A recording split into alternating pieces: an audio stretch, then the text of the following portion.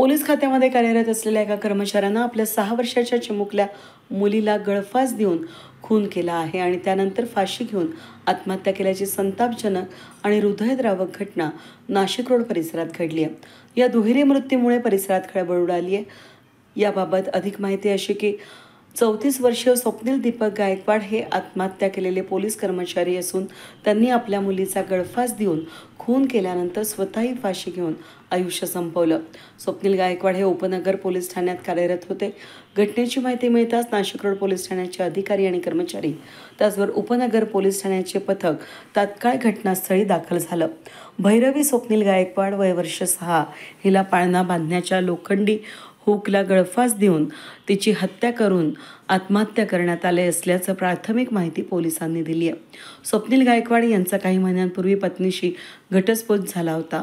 कौटुंबिक कलह आणि मानसिक तणावामधून त्यांनी हे टोकाचं पाऊल उचललं असावं असा प्राथमिक अंदाज व्यक्त करण्यात येतोय।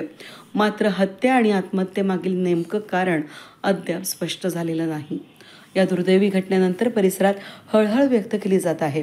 केवळ 6 वर्षांची निष्पाप मुलगी पित्याच्या हातून मृत्युमुखी पडल्यानं नागरिकांमध्ये संताप आणि दुःखाचं वातावरण पसरलंय। पोलीस अंमलदार स्वप्नील गायकवाड यांच्या पश्चात केवळ वृद्ध आई वडील आहेत। काही वर्षांपूर्वी त्यांच्या एका भावाचा गंभीर आजारानं मृत्यू झाला होता, तर दुसऱ्या भावानं 5 वर्षांपूर्वी रेल्वेखाली आत्महत्या केली होती। त्यांच्या वृद्ध मातापित्यांवर दुःखाचा डोंगर कोसळलाय। घटनास्थळी पोलीस उपायुक्त मोनिका राऊत, सहाय्यक पोलीस आयुक्त डॉक्टर सचिन बारी, वरिष्ठ पोलीस निरीक्षक जितेंद्र सपकाळे यांनी भेट देऊन या घटनेची माहिती घेतली। पुढील तपास नाशिक रोड पोलीस करत आहेत। काही दिवसांपूर्वी याच परिसरात वृद्ध पतीने आपल्या पत्नीचा गळा आवळून हत्या केली होती आणि नंतर स्वतः वृद्ध पतीने गळफास घेतला होता। तसाच प्रकार आज घडल्यानं परिसरात चर्चेचा विषय होतोय।